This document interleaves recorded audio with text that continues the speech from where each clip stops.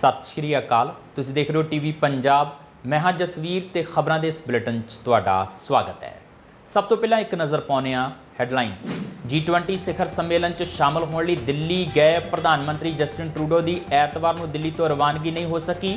ਉਹਨਾਂ ਦੇ ਜਹਾਜ਼ 'ਚ ਅਚਾਨਕ ਆਈ ਤਕਨੀਕੀ ਖਰਾਬੀ ਦੇ ਚੱਲਦਿਆਂ ਕੈਨੇਡੀਅਨ ਵਫਦ ਐਤਵਾਰ ਨੂੰ ਦਿੱਲੀ ਹੀ ਰੁਕਿਆ। ਪ੍ਰਧਾਨ ਮੰਤਰੀ ਨਰਿੰਦਰ ਮੋਦੀ ਅਤੇ ਕੈਨੇਡਾ ਦੇ ਪ੍ਰਧਾਨ ਮੰਤਰੀ ਜਸਟਿਨ ਟਰੂਡੋ ਵਿਚਾਲੇ ਹੋਈ ਦੁਵੱਲੀ ਗੱਲਬਾਤ। ਮੋਦੀ ਨੇ ਕਿਹਾ ਕੈਨੇਡਾ 'ਚ ਭਾਰਤ ਵਿਰੋਧੀ ਤਾਕਤਾਂ ਗੈਰ ਕਾਨੂੰਨੀ ਕੰਮਾਂ 'ਚ ਕਿਰਿਆਸ਼ੀਲ, ਇਹ ਕੈਨੇਡਾ ਦੇ ਹਿੱਤਾਂ ਲਈ ਵੀ ਖਤਰਾ ਹੋ ਸਕਦੀ ਹੈ। ਕੈਨੇਡਾ ਨੇ ਖੋਲ੍ਹ ਦਿੱਤੀਆਂ ਇਮੀਗ੍ਰੇਸ਼ਨ ਸੰਭਾਵਨਾਵਾਂ। ਕੈਟੇਗਰੀ ਬੇਸਡ ਐਕਸਪ੍ਰੈਸ ਐਂਟਰੀ ਡਰਾ ਦੀ ਸ਼ੁਰੂਆਤ। CRS ਸਕੋਰ ਨਾਲੋਂ ਪੇਸ਼ੇਵਰ ਤਜਰਬੇ ਤੇ ਵਧੇਰੇ ਜ਼ੋਰ ਦੇ ਕੇ ਕੈਨੇਡੀਅਨ ਸਥਾਈ ਨਿਵਾਸ ਲਈ ਚੁਣਿਆ ਜਾ ਰਿਹਾ ਹੈ। ਟੋਰਾਂਟੋ ਅੰਤਰਰਾਸ਼ਟਰੀ ਫਿਲਮ ਫੈਸਟੀਵਲ 'ਚ ਦਿਖਾਈ ਗਈ ਫਿਲਮ ਡੀਅਰ ਜੱਸੀ ਹਾਲੀਵੁੱਡ ਨਿਰਦੇਸ਼ਕ ਤਰਸੇਮ ਸਿੰਘ ਵੱਲੋਂ ਬਣਾਈ ਫਿਲਮ 24 ਸਾਲਾ ਜੱਸੀ ਸਿੱਧੂ ਦੀ ਤਰਾਸਦੀ ਨੂੰ ਕਰਦੀ ਹੈ ਬਿਆਨ, ਜਿਸ ਨੂੰ ਪੰਜਾਬ ਦੇ ਜਗਰਾਓਂ ਨੇੜੇ ਉਸ ਦੀ ਮਾਂ ਨੇ ਹੀ ਮਰਵਾ ਦਿੱਤਾ ਸੀ। G20 ਸਿਖਰ ਸੰਮੇਲਨ 'ਚ ਸ਼ਾਮਲ ਹੋਣ ਲਈ ਦਿੱਲੀ ਪਹੁੰਚੇ ਕੈਨੇਡੀਅਨ ਪ੍ਰਧਾਨ ਮੰਤਰੀ ਜਸਟਿਨ ਟਰੂਡੋ ਦੀ ਐਤਵਾਰ ਨੂੰ ਦਿੱਲੀ ਤੋਂ ਰਵਾਨਗੀ ਨਹੀਂ ਹੋ ਸਕੀ। ਉਹਨਾਂ ਦੇ ਜਹਾਜ਼ 'ਚ ਅਚਾਨਕ ਆਈ ਤਕਨੀਕੀ ਖਰਾਬੀ ਦੇ ਚੱਲਦਿਆਂ ਕੈਨੇਡੀਅਨ ਵਫਦ ਐਤਵਾਰ ਨੂੰ ਦਿੱਲੀ 'ਚ ਹੀ ਰੁਕਿਆ। ਮੀਡੀਆ ਰਿਪੋਰਟਾਂ ਮੁਤਾਬਕ ਪ੍ਰਧਾਨ ਮੰਤਰੀ ਦਾ ਵਫਦ ਉਦੋਂ ਤੱਕ ਦਿੱਲੀ ਰੁਕੇਗਾ ਜਦੋਂ ਤੱਕ ਇੰਜੀਨੀਅਰਾਂ ਦੀ ਟੀਮ ਜਹਾਜ਼ 'ਚ ਆਈ ਤਕਨੀਕੀ ਖਰਾਬੀ ਦੀ ਜਾਂਚ ਨਹੀਂ ਕਰ ਲੈਂਦੀ। ਕੈਨੇਡੀਅਨ ਪ੍ਰਧਾਨ ਮੰਤਰੀ ਦੀ ਉਡਾਣ ਐਤਵਾਰ ਰਾਤੀ 8 ਵਜੇ ਲਈ ਨਿਰਧਾਰਤ ਕੀਤੀ ਗਈ ਸੀ, ਪਰ ਅਚਾਨਕ ਆਈ ਤਕਨੀਕੀ ਖਰਾਬੀ ਦੇ ਚੱਲਦਿਆਂ ਉਹ ਦਿੱਲੀ ਤੋਂ ਰਵਾਨਾ ਨਹੀਂ ਹੋ ਸਕੇ। ਜਸਟਿਨ ਟਰੂਡੋ ਦੇ ਦਫ਼ਤਰ ਵੱਲੋਂ ਜਾਰੀ ਇੱਕ ਬਿਆਨ ਮੁਤਾਬਕ ਜਹਾਜ਼ 'ਚ ਤਕਨੀਕੀ ਦਿੱਕਤਾਂ ਆਈਆਂ ਨੇ। ਹਾਲਾਂਕਿ ਦਿੱਕਤਾਂ ਬਾਰੇ ਦਫ਼ਤਰ ਵੱਲੋਂ ਕੋਈ ਵੀ ਸਪਸ਼ਟ ਜਾਣਕਾਰੀ ਨਹੀਂ ਦਿੱਤੀ ਗਈ। ਇੱਥੇ ਇਹ ਵੀ ਦੱਸਣਾ ਬਣਦਾ ਹੈ ਕਿ G20 ਸਿਖਰ ਸੰਮੇਲਨ 'ਚ ਸ਼ਾਮਲ ਹੋਣ ਲਈ ਟਰੂਡੋ ਆਪਣੇ ਬੇਟੇ ਜੇਵੀਅਰ ਨਾਲ ਸ਼ੁੱਕਰਵਾਰ ਨੂੰ ਦਿੱਲੀ ਪਹੁੰਚੇ ਸਨ। ਪ੍ਰਧਾਨ ਮੰਤਰੀ ਮੋਦੀ ਨੇ ਐਤਵਾਰ ਨੂੰ ਟਰੂਡੋ ਨਾਲ ਦੁਵੱਲੀ ਬੈਠਕ ਕੀਤੀ। ਬੈਠਕ ਦੇ ਆਖਰੀ ਦਿਨ ਟਰੂਡੋ ਨੇ ਇਸ ਗੱਲ ਤੇ ਜ਼ੋਰ ਦਿੱਤਾ ਕਿ ਭਾਰਤ ਕੈਨੇਡਾ ਲਈ ਇੱਕ ਮਹੱਤਵਪੂਰਨ ਭਾਗੀਦਾਰ ਹੈ ਤੇ ਉਹ ਇਸ ਦਿਸ਼ਾ 'ਚ ਕੰਮ ਕਰਨਾ ਜਾਰੀ ਰੱਖਣਗੇ। ਇਸ ਤੋਂ ਪਹਿਲਾਂ ਐਤਵਾਰ ਨੂੰ ਪ੍ਰਧਾਨ ਮੰਤਰੀ ਨਰਿੰਦਰ ਮੋਦੀ ਅਤੇ ਕੈਨੇਡਾ ਦੇ ਪ੍ਰਧਾਨ ਮੰਤਰੀ ਜਸਟਿਨ ਟਰੂਡੋ ਵਿਚਾਲੇ ਦੁਵੱਲੀ ਗੱਲਬਾਤ ਹੋਈ। ਇਸ ਗੱਲਬਾਤ ਦੌਰਾਨ ਪ੍ਰਧਾਨ ਮੰਤਰੀ ਨਰਿੰਦਰ ਮੋਦੀ ਨੇ ਕਿਹਾ ਕਿ ਕੈਨੇਡਾ 'ਚ ਭਾਰਤ ਵਿਰੋਧੀ ਤਾਕਤਾਂ ਗੈਰ ਕਾਨੂੰਨੀ ਕੰਮਾਂ 'ਚ ਕਿਰਿਆਸ਼ੀਲ ਨੇ ਤੇ ਇਹ ਕੈਨੇਡਾ ਦੇ ਹਿੱਤਾਂ ਲਈ ਵੀ ਖਤਰਾ ਹੋ ਸਕਦੀ ਹੈ। ਟਰੂਡੋ ਭਾਰਤ 'ਚ ਆਯੋਜਿਤ G20 ਸਿਖਰ ਸੰਮੇਲਨ 'ਚ ਸ਼ਾਮਲ ਹੋਣ ਲਈ ਨਵੀਂ ਦਿੱਲੀ ਪਹੁੰਚੇ ਸਨ। ਐਤਵਾਰ ਨੂੰ ਦੋਹਾਂ ਦੇਸ਼ਾਂ ਦੇ ਨੇਤਾਵਾਂ ਵਿਚਾਲੇ ਗੱਲਬਾਤ ਹੋਈ, ਜਿਸ 'ਚ ਪ੍ਰਧਾਨ ਮੰਤਰੀ ਮੋਦੀ ਵੱਲੋਂ ਵੱਖਵਾਦ ਦਾ ਮੁੱਦਾ ਚੁੱਕਿਆ ਗਿਆ। ਵਿਦੇਸ਼ ਮੰਤਰਾਲੇ ਵੱਲੋਂ ਇਸ ਗੱਲਬਾਤ ਬਾਰੇ ਦਿੱਤੀ ਗਈ ਜਾਣਕਾਰੀ ਮੁਤਾਬਕ ਮੋਦੀ ਨੇ ਇਸ ਗੱਲ ਤੇ ਚਾਨਣਾ ਪਾਇਆ ਕਿ ਭਾਰਤ ਕੈਨੇਡਾ ਸਬੰਧ ਸਾਂਝੇ ਲੋਕਤੰਤਰੀ ਮੁੱਲਾਂ, ਕਾਨੂੰਨਾਂ ਦੇ ਸ਼ਾਸਨ ਪ੍ਰਤੀ ਆਦਰ ਅਤੇ ਲੋਕਾਂ ਵਿਚਾਲੇ ਮਜ਼ਬੂਤ ਸਬੰਧਾਂ ਤੇ ਆਧਾਰਿਤ ਨੇ। ਬਿਆਨ ਮੁਤਾਬਕ ਪ੍ਰਧਾਨ ਮੰਤਰੀ ਮੋਦੀ ਨੇ ਕੈਨੇਡਾ 'ਚ ਖਾੜਕੂ ਤੱਤਾਂ ਦੀਆਂ ਜਾਰੀ ਭਾਰਤ ਵਿਰੋਧੀ ਸਰਗਰਮੀਆਂ ਦੇ ਬਾਰੇ 'ਚ ਭਾਰਤ ਸਖਤ ਚਿੰਤਾਵਾਂ ਤੋਂ ਜਾਣੂ ਕਰਵਾਇਆ।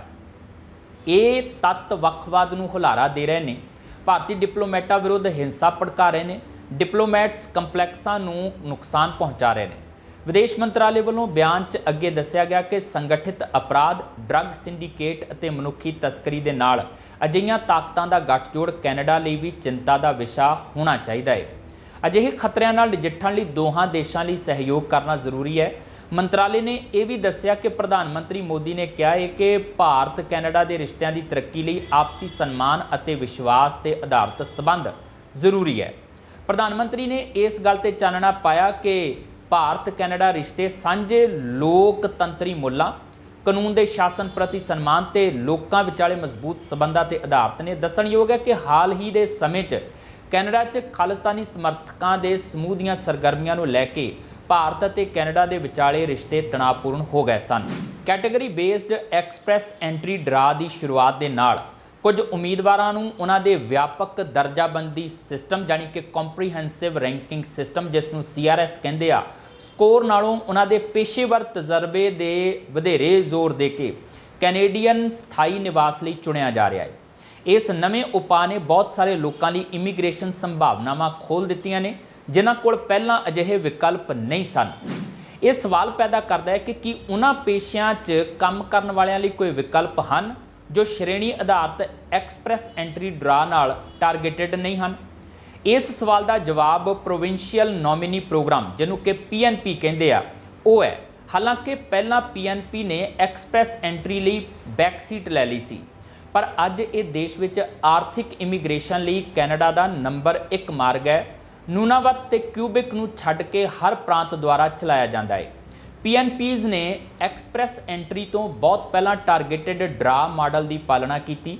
उन्होंने उम्मीदवारों को नामजद करने की चोण की जो हरेक सूबे की जनसंख्या और आर्थिक लोड़ों को पूरा करने च मदद कर सकते हैं। जिमें कि ज़्यादातर PNP कोल टारगेटेड कित्तियां की एक सूची होंदी है जो उन्होंने सूबे च उच्च मंग च ने।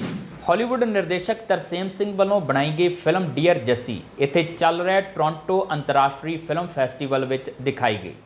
जून 2000 च पंजाब च पिंड दे लड़के नाल परिवार की मर्जी विरुद्ध विआह करवाउण कारण इंडो कनेडियन मुटियार जस्सी सिद्धू की अणख कारण हत्या कर दी गई सी ते यही फिल्म की कहानी है।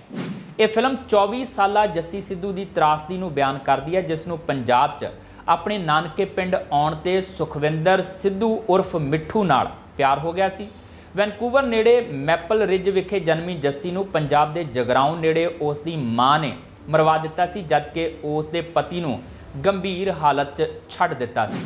गंभीर सोके दीयां स्थितियां ने ब्रिटिश कोलंबिया के रिकॉर्ड ते सब तो विनाशकारी जंगली अग के मौसम नूं शुरू करन च मदद की। माहिर अते चुने हुए अधिकारी सिले मौसम की वापसी तो बाद भी हड़ां दे वधण दे जोखम अते लंबे नुकसान की चेतावनी दे रहे हैं।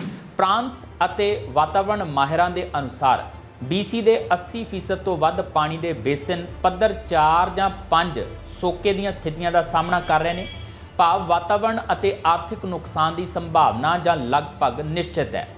थॉमसन रिवर्स यूनिवर्सिटी के कुदरती स्रोत विज्ञान विभाग के चेयर टॉम पाइपकर ने कहा है, साडे कोल धरती हेठले पानी का पद्धर डिग रहा है, साडे कोल नदी का पद्धर बहुत नीवां है। इसका उन्होंने किसानों पर प्रभाव पैंदा है जिन्होंने अपनियां फसलों की सिंचाई लई पानी कढ़ण की लोड़ होंदी है। इस नाल उन्होंने शहरों पर प्रभाव पैंदा है जिन्होंने अपनी आबादी को सप्लाई करने लई इन्हां सतही जल स्रोतों तो पानी कढ़ण की लोड़ होंदी है। प्रांत का कहना है कि खुश्क स्थितियों को नज़रअंदाज किए बिना जंगली जीवन जमीन अते रोजी रोटी को लंबे समय तक पहुँचण वाले नुकसान की हद का अंदाज़ा लगाना असंभव है। एमरजेंसी तैयारी मंत्री बोविन मां ने वीरवार को कहा, यह प्रांत को कदे भी किसी भी किस्म की सोके की स्थिति का सामना नहीं करना पिया है अते मेरी राय विच सचमुच एक कुदरती आफत का एक सुत्ता होया दैंत है जिसकी सानू इस समय चुनौती है। उधर येलो नाइफ च दोबारा दाखला जारी है, जिमें कि शहरों की बेघर आबादी की वापसी का पता लगाउण अते प्रबंध करने लई काम चल रहा है। येलो नाइफ साल्वेशन आर्मी के कार्यकारी निर्देशक टोनी ब्रूशेट के अनुसार शहर च पिछले बेघरिਆਂ की गिणती विच लगभग 300 लोग सन जिन्हां की पछाण बेघर वजों हुई सी, जिन्हां चों लगभग 100 हर रात शैल्टरां च रहिंदे ने। जदों अगस्त के ਅੱਧ विच हर किसी लई शहर छड्डण लई निकासी ऑर्डर होया तां कुछ परिवार जां दोस्तां नाल चले गए, जदों कि बाकियां नूं वख-वख शहरां जिवें कि कैलगरी उत्थे चले गए।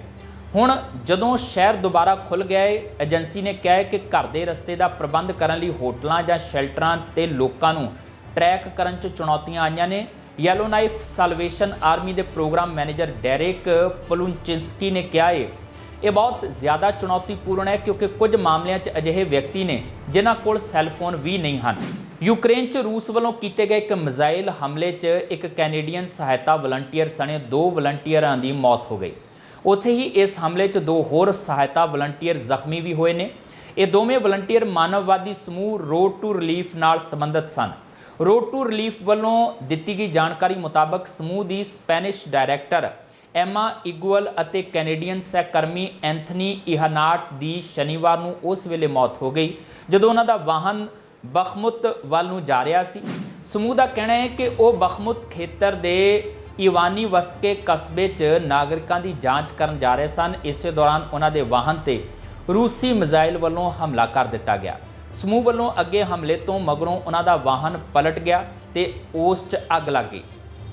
इस हमले च स्पैनिश ते कैनेडियन नागरिक तो इलावा जर्मन वलंटीयर रूबेन माविक अते स्वीडन के जोहान मैथियास थायर बुरी तरह नाल जख्मी हो गए। दसणयोग है कि रोड टू रिलीफ संगठन की स्थापना पिछले साल मार्च च यूक्रेन के लोगों को युद्ध प्रभावित इलाके तो भज्जण च मदद करने लई कीती गई सी।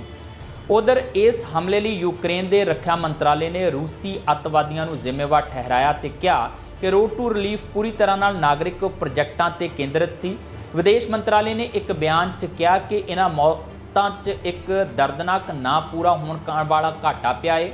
ਐਮਾ ਤੇ ਐਂਥਨੀ ਹਮੇਸ਼ਾ ਸਾਡੇ ਦਿਲਾਂ 'ਚ ਰਹਿਣਗੇ।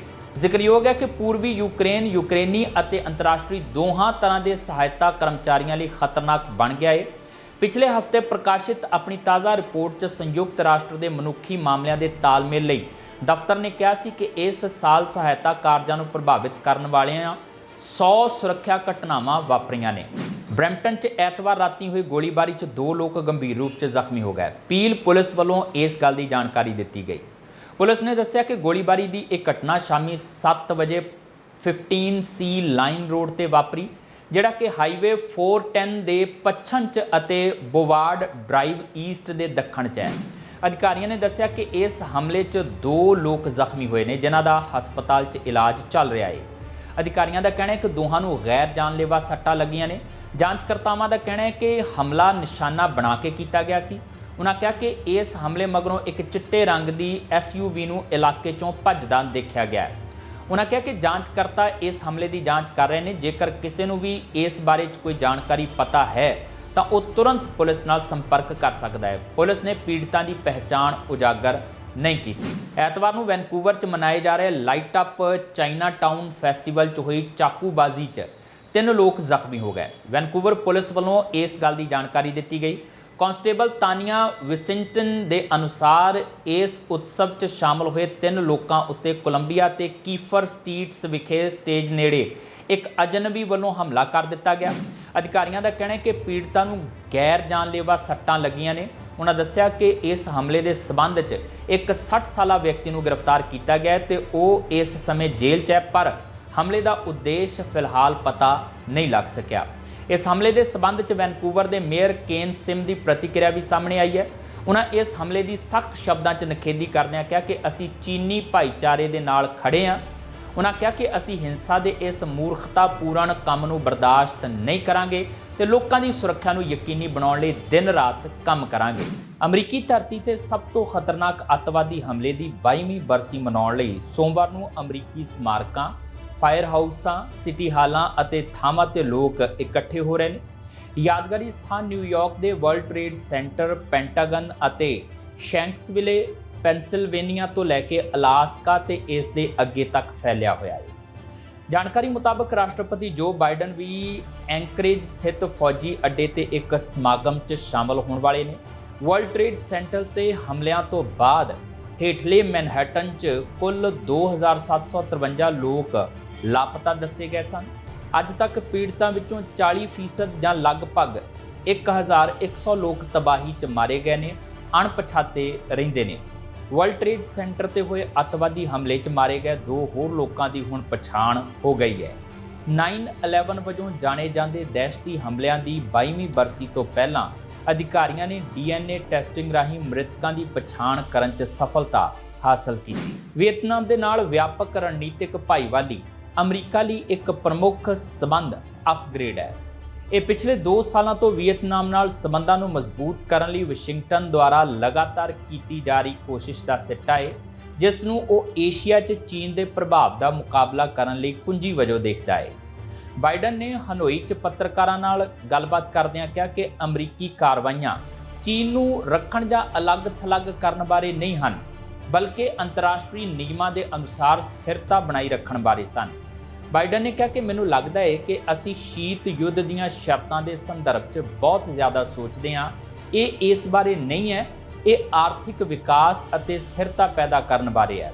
ਮੈਂ ਚੀਨ ਨੂੰ ਆਰਥਿਕ ਤੌਰ ਤੇ ਸਫਲ ਹੁੰਦਾ ਦੇਖਣਾ ਚਾਹੁੰਦਾ ਹਾਂ, ਪਰ ਮੈਂ ਉਹਨਾਂ ਨੂੰ ਨਿਯਮਾਂ ਦੁਆਰਾ ਸਫਲ ਹੁੰਦਾ ਦੇਖਣਾ ਚਾਹੁੰਦਾ ਹਾਂ। ਧਮਾਕਾ ਦੁਪਹਿਰ 3:15 ਤੇ ਸ਼ੁਰੂ ਹੋਇਆ। ਐਤਵਾਰ ਨੂੰ ਹਵਾਈ ਜਵਾਲਾਮੁਖੀ ਆਬਜ਼ਰਵੇਟਰੀ ਨੇ ਕਿਹਾ ਹੈ ਕਿ ਹੇਠਾਂ ਢਲਾਣ ਵਾਲੇ ਭਾਈਚਾਰਿਆਂ ਨੂੰ ਫਟਣ ਤੋਂ ਤੁਰੰਤ ਕੋਈ ਖਤਰਾ ਨਹੀਂ ਹੈ। ਲਾਵਾ ਕੈਲੇਡੇਰਾ ਤੇ ਡਿੱਗੇ ਹੋਏ ਬਲਾਕ ਅਤੇ ਹੈਲੇਮਾਓ ਕ੍ਰੇਟਰ ਦੇ ਕਿਨਾਰੇ ਦੇ ਨਾਲ ਬਾਕੀ ਸੀ, ਪਰ ਅਧਿਕਾਰੀਆਂ ਨੇ ਜ਼ੋਰ ਦਿੱਤਾ ਕਿ ਖਤਰਿਆਂ ਦਾ ਮੁਲਾਂਕਣ ਕੀਤਾ ਜਾ ਰਿਹਾ ਤੇ ਫਟਣਾ ਗਤੀਸ਼ੀਲ ਸੀ। HVO ਇਸ ਗਤੀਵਿਧੀ ਦੀ ਨੇੜਿਓਂ ਨਿਗਰਾਨੀ ਕਰਨਾ ਜਾਰੀ ਰੱਖੇਗਾ ਤੇ ਭਵਿੱਖ ਦੇ ਨੋਟਿਸਾਂ 'ਚ ਕਿਸੇ ਵੀ ਮਹੱਤਵਪੂਰਨ ਤਬਦੀਲੀ ਦੀ ਰਿਪੋਰਟ ਦੇਵੇਗਾ। उन्होंने अगे कहा कि सारी गतिविधि हवाई ज्वालामुखी नैशनल पार्क तक सीमित सी। वैबकैम चित्रां 'च हवा 'च लावा शूटिंग के फुहारे दिखाई दे रहे हैं। किलाउआ 5 ज्वालामुखियां विचों सब तो वध सरगर्म है, जो मिल के हवाई टापू बनाते हैं। ਇਹ ਧਰਤੀ ਉੱਤੇ ਸਭ ਤੋਂ ਵੱਧ ਸਰਗਰਮ ਜਵਾਲਾਮੁਖੀਆਂ ਦੇ ਵਿੱਚੋਂ ਇੱਕ ਹੈ। ਇੱਕ ਅਨੁਯਾਈ ਜਿਸ ਨੇ ਪੋਸਟ ਕੀਤਾ ਕਿ 14 ਸਾਲ ਦੀ ਉਮਰ ਦੇ ਬੱਚਿਆਂ ਨੂੰ ਕਿਹਾ ਜਾ ਰਿਹਾ ਹੈ ਕਿ ਜਲਵਾਯੂ ਪਰਿਵਰਤਨ ਸੰਸਾਰ ਨੂੰ ਖਤਮ ਕਰਨ ਜਾ ਰਿਹਾ ਹੈ, ਕਿਉਂਕਿ ਅਸੀਂ ਇਸ ਨੂੰ ਜਾਣਦੇ ਹਾਂ ਅਤੇ ਜ਼ਰੂਰੀ ਤੌਰ ਤੇ ਕੁਝ ਨਹੀਂ ਕੀਤਾ ਜਾ ਸਕਦਾ। ਮਸਕ ਨੇ ਜਵਾਬ ਦਿੱਤਾ ਕਿ ਜਲਵਾਯੂ ਤਬਦੀਲੀ ਨਿਸ਼ਚਿਤ ਤੌਰ ਤੇ ਦੁਨੀਆ ਨੂੰ ਖਤਮ ਨਹੀਂ ਕਰੇਗੀ, ਜਿਵੇਂ ਕਿ ਅਸੀਂ ਜਾਣਦੇ ਹਾਂ। ਹਾਲਾਂਕਿ ਸਾਨੂੰ ਆਪਣੇ ਵਾਯੂਮੰਡਲ ਅਤੇ ਸਮੁੰਦਰਾਂ ਦੇ ਰਸਾਇਣਿਕ ਖੇਤਰ ਨੂੰ ਬਦਲਣ ਬਾਰੇ ਸੰਤੁਸ਼ਟ ਨਹੀਂ ਹੋਣਾ ਚਾਹੀਦਾ। ਐਲਨ ਮਸਕ ਨੇ ਇਸ ਗੱਲ ਤੇ ਜ਼ੋਰ ਦਿੰਦਿਆਂ ਅੱਗੇ ਕਿਹਾ, ਜੇਕਰ ਲੋਕ ਸਖਤ ਮਿਹਨਤ ਕਰਦੇ ਰਹਿੰਦੇ ਨੇ ਤਾਂ ਮਨੁੱਖਤਾ ਸਮੇਂ ਸਿਰ ਊਰਜਾ ਦੀ ਸਥਾਈ ਸਮੱਸਿਆ ਨੂੰ ਹੱਲ ਕਰੇਗੀ। ਮਸਕ ਨੇ ਪਹਿਲਾਂ ਦਾਅਵਾ ਕੀਤਾ ਸੀ ਕਿ ਖੇਤੀ ਦਾ ਜਲਵਾਯੂ ਤੇ ਕੋਈ ਬਹੁਤਾ ਪ੍ਰਭਾਵ ਨਹੀਂ ਹੈ, ਜਿਸ ਨਾਲ ਵਿਗਿਆਨਕ ਤੇ ਖੇਤੀਬਾੜੀ ਭਾਈਚਾਰਿਆਂ ਤੋਂ ਆਲੋਚਨਾ ਹੋਈ। ਇਸ ਸਾਲ ਜੂਨ 'ਚ ਉਸਨੇ ਪੋਸਟ ਕੀਤਾ, ਬਹੁਤ ਜ਼ਿਆਦਾ ਜਲਵਾਯੂ ਪਰਿਵਰਤਨ ਦਾ ਜ਼ੋਖਮ ਅਰਬਾਂ ਟਨ ਕਾਰਬਨ ਡੂੰਘੇ ਭੂਮੀਗਤ ਤੋਂ ਵਾਯੂਮੰਡਲ 'ਚ ਜਾਣ ਕਾਰਨ ਹੋਇਆ ਹੈ। ਸਮੇਂ ਦੇ ਨਾਲ ਜੇਕਰ ਅਸੀਂ ਅਜਿਹਾ ਕਰਦੇ ਰਹਿੰਦੇ ਹਾਂ ਤੇ ਸਾਡੇ ਵਾਯੂਮੰਡਲ ਦਾ ਰਸਾਇਣਿਕ ਬਣਤਰ ਅਰਥਪੂਰਨ ਜਲਵਾਯੂ ਤਬਦੀਲੀ ਨੂੰ ਪ੍ਰੇਰਿਤ ਕਰਨ ਲਈ ਕਾਫੀ ਬਦਲ ਜਾਵੇਗਾ। ਨਵੀਂ ਦਿੱਲੀ ਵਿਖੇ ਹੁਣੇ ਸਮਾਪਤ ਹੋਏ G20 ਸਿਖਰ ਸੰਮੇਲਨ 'ਚ ਭਾਗ ਲੈਣ ਵਾਲੇ ਦੇਸ਼ਾਂ ਨੇ ਵਾਤਾਵਰਣ ਸੰਕਟ ਅਤੇ ਜਲਵਾਯੂ ਤਬਦੀਲੀ ਸਮੇਤ ਚੁਣੌਤੀਆਂ ਨੂੰ ਹੱਲ ਕਰਨ ਲਈ ਤੁਰੰਤ ਆਪਣੀਆਂ ਕਾਰਵਾਈਆਂ 'ਚ ਤੇਜ਼ੀ ਲਿਆਉਣ ਲਈ ਵਚਨਬੱਧ ਕੀਤਾ। G20 ਦੇਸ਼ਾਂ ਨੇ ਮੱਧ ਸਦੀ ਤੱਕ ਜਾਂ ਇਸ ਦੇ ਆਸ-ਪਾਸ ਗਲੋਬਲ ਸ਼ੁੱਧ ਜ਼ੀਰੋ GHG ਨਿਕਾਸ ਕਾਰਬਨ ਨਿਰਪੱਖਤਾ ਨੂੰ ਪ੍ਰਾਪਤ ਕਰਨ ਲਈ ਆਪਣੀ ਵਚਨਬੱਧਤਾ ਨੂੰ ਵੀ ਦੁਹਰਾਇਆ। ਇਹ ਸਨ ਹੁਣ ਤੱਕ ਦੀਆਂ ਖਬਰਾਂ ਤੇ ਇਸ ਦੇ ਨਾਲ ਹੀ ਆਪਣੇ ਜਸਵੀਰ ਨੂੰ ਦਿਓ ਇਜਾਜ਼ਤ। ਦੇਖਦੇ ਰਹੋ TV ਪੰਜਾਬ। G20 ਸਿਖਰ ਸੰਮੇਲਨ 'ਚ ਸ਼ਾਮਲ ਹੋਣ ਲਈ ਦਿੱਲੀ ਗਏ ਪ੍ਰਧਾਨ ਮੰਤਰੀ ਜਸਟਿਨ ਟਰੂਡੋ ਦੀ ਐਤਵਾਰ ਨੂੰ ਦਿੱਲੀ ਤੋਂ ਰਵਾਨਗੀ ਨਹੀਂ ਹੋ ਸਕੀ। ਉਹਨਾਂ ਦੇ ਜਹਾਜ਼ 'ਚ ਅਚਾਨਕ ਆਈ ਤਕਨੀਕੀ ਖਰਾਬੀ ਦੇ ਚੱਲਦਿਆਂ ਕੈਨੇਡੀਅਨ ਵਫਦ ਐਤਵਾਰ ਨੂੰ ਦਿੱਲੀ ਹੀ ਰੁਕਿਆ। ਪ੍ਰਧਾਨ ਮੰਤਰੀ ਨਰਿੰਦਰ ਮੋਦੀ ਅਤੇ ਕੈਨੇਡਾ ਦੇ ਪ੍ਰਧਾਨ ਮੰਤਰੀ ਜਸਟਿਨ ਟਰੂਡੋ ਵਿਚਾਲੇ ਹੋਈ ਦੁਵੱਲੀ ਗੱਲਬਾਤ। ਮੋਦੀ ਨੇ ਕਿਹਾ, ਕੈਨੇਡਾ 'ਚ ਭਾਰਤ ਵਿਰੋਧੀ ਤਾਕਤਾਂ ਗੈਰ ਕਾਨੂੰਨੀ ਕੰਮਾਂ 'ਚ ਕਿਰਿਆਸ਼ੀਲ, ਇਹ ਕੈਨੇਡਾ ਦੇ ਹਿੱਤਾਂ ਲਈ ਵੀ ਖਤਰਾ ਹੋ ਸਕਦੀ ਹੈ। ਕੈਨੇਡਾ ਨੇ ਖੋਲ੍ਹ ਦਿੱਤੀਆਂ ਇਮੀਗ੍ਰੇਸ਼ਨ ਸੰਭਾਵਨਾਵਾਂ। ਕੈਟੇਗਰੀ ਬੇਸਡ ਐਕਸਪ੍ਰੈਸ ਐਂਟਰੀ ਡਰਾ ਦੀ ਸ਼ੁਰੂਆਤ। CRS ਸਕੋਰ ਨਾਲੋਂ ਪੇਸ਼ੇਵਰ ਤਜਰਬੇ ਤੇ ਵਧੇਰੇ ਜ਼ੋਰ ਦੇ ਕੇ ਕੈਨੇਡੀਅਨ ਸਥਾਈ ਨਿਵਾਸ ਲਈ ਚੁਣਿਆ ਜਾ ਰਿਹਾ ਹੈ। ਟੋਰਾਂਟੋ ਅੰਤਰਰਾਸ਼ਟਰੀ ਫਿਲਮ ਫੈਸਟੀਵਲ 'ਚ ਦਿਖਾਈ ਗਈ ਫਿਲਮ ਡੀਅਰ ਜੱਸੀ ਹਾਲੀਵੁੱਡ ਨਿਰਦੇਸ਼ਕ ਤਰਸੇਮ ਸਿੰਘ ਵੱਲੋਂ ਬਣਾਈ ਫਿਲਮ 24 ਸਾਲਾ ਜੱਸੀ ਸਿੱਧੂ ਦੀ ਤਰਾਸਦੀ ਨੂੰ ਕਰਦੀ ਹੈ ਬਿਆਨ, ਜਿਸ ਨੂੰ ਪੰਜਾਬ ਦੇ ਜਗਰਾਓਂ ਨੇੜੇ ਉਸ ਦੀ ਮਾਂ ਨੇ ਹੀ ਮਰਵਾ ਦਿੱਤਾ ਸੀ।